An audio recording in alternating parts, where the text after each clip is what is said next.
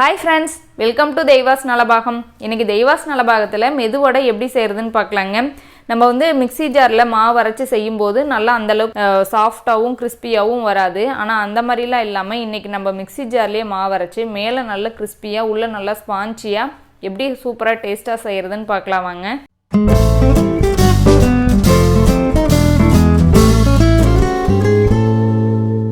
உளுந்து வடை செய்யறதுக்கு நான் 1 கப் அளவுக்கு வெள்ளை உளுந்தை நல்லா 4 மணி நேரத்துக்கு முன்னாடியே தண்ணியில் 2 டைம் வாஷ் பண்ணிவிட்டு ஊற வச்சு எடுத்து வச்சுருக்கேன். நல்லா 4 மணி நேரத்துக்கு முன்னாடி ஊற வச்சுட்டா வடை எண்ணெய் குடிக்காதான்னு கேட்காதீங்க, கண்டிப்பாக எண்ணெய் குடிக்காது, ரொம்ப சூப்பராக இருக்கும். இப்போ தண்ணியெல்லாம் சுத்தமாக நல்லா வடிச்சிட்டு இதுக்கப்புறம் இதை ஒரு மிக்ஸி ஜாரில் சேர்த்துக்கலாம். தண்ணி எதுவும் இல்லாமல் நல்லா சுத்தமாக வடிச்சிருங்க. வடிச்சிட்டு இது எல்லாத்தையும் மிக்ஸி ஜாரில் நம்ம சேர்த்துக்கலாம். பருப்பெல்லாம் உள்ள சேர்த்தாச்சு. இப்போ இதுக்கு ஒரு வரமிளகாய் நல்லா இது காரமாக இருக்குது, அதனால் 1 மட்டும் சேர்த்துக்கிறேன். நீங்கள் உங்கள் காரத்துக்கு தகுந்த மாதிரி அட்ஜஸ்ட் பண்ணி சேர்த்துக்கோங்க.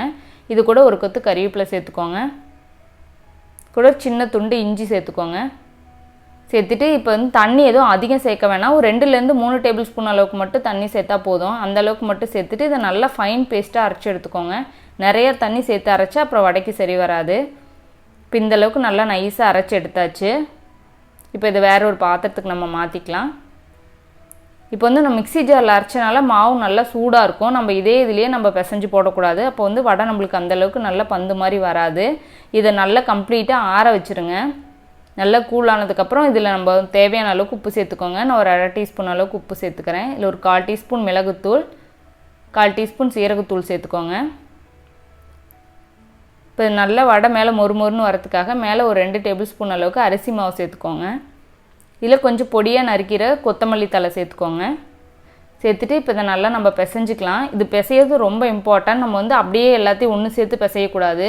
நம்ம வந்து ஒரே டைரெக்ஷன்லேயே இப்படி வந்து நம்ம கை வச்சுட்டு இப்படி ஒரே டைரெக்ஷன்லேயே சுற்றி விட்டு நல்லா கலந்துக்கோங்க. இப்படி கை விரல் மட்டும் வச்சு நம்ம கலந்தால் போதும். ஒரே டைரெக்ஷன்லேயே நல்லா 5லேருந்து 6 நிமிஷத்துக்கு இதை நல்லா வந்து கலந்துக்கோங்க. அப்போ தான் வந்து வடை நல்லா ஸ்பான்ச்சியாக வரும்.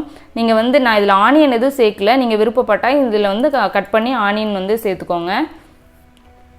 நல்லா ஒரே டைரெக்ஷன்லேயே நீங்கள் மிக்ஸி ஜார்லேருந்து எடுத்து போட்ட மாவுக்கும் நல்லா கலந்ததுக்கப்புறம் இருக்கிற மாவுக்கும் உங்களுக்கு நல்ல வித்தியாசம் தெரியும். நல்லா மாவு பொங்கி நல்லா சூப்பராக வரும். அந்த மாதிரி இருந்ததுன்னா தான் நம்ம வடை போட்டால் எண்ணெய் குடிக்காத நல்லா ஸ்பான்ச்சியாக சூப்பராக வரும். இப்போ இந்தளவுக்கு நல்ல மாவு வந்து நம்ம பிசைஞ்சாச்சு.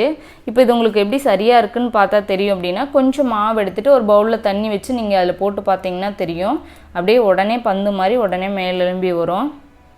இப்படி வரும். இதுதான் சரியான பதம். இப்படி இருந்ததுன்னா தான் வடை நல்லா போடுறதுக்கு சூப்பராக வரும். இப்போ கையில் நல்லா தண்ணி தொட்டுட்டு கொஞ்சம் மாவு எடுத்து இதை நல்லா நம்ம பந்து மாதிரி நல்லா உருட்டிக்கலாம். உருட்டிட்டு அப்புறம் நல்லா லைட்டாக டேப் பண்ணிக்கோங்க கையில். இப்போ பெருள் விரல் வச்சுட்டு அப்படியே லைட்டாக வந்து ஒரு குழி மாதிரி நம்ம பண்ணிக்கலாம். இப்போ எண்ணெய் நல்லா காஞ்சிட்ருக்கு. எண்ணெய் வந்து நல்லா மீடியம் ஃப்ளேமில் வச்சுக்கோங்க. ரொம்ப அதிகமாக வச்சா மேலே கரிஞ்சிரும். இப்போ வந்து ஒவ்வொன்றா நம்ம போட்டுட்டு நல்லா பொரிச்சு எடுத்துக்கலாம். போட்ட உடனே கலந்து விடாதீங்க, 1 நிமிஷம் கழிச்சுட்டு நல்லா ஈவனாக கலந்து விடுங்க. இப்போ வந்து திருப்பி போட்டுட்டு நம்ம 2 பக்கம் மாற்றி போட்டு நல்லா திருப்பி வேக வச்சு எடுத்துக்கலாம்.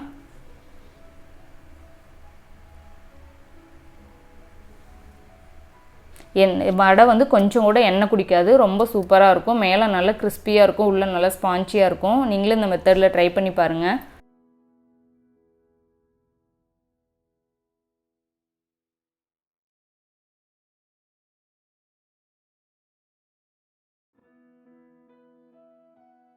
அவ்வளோதாங்க, வடை சூப்பராக ரெடி ஆயிடுச்சு.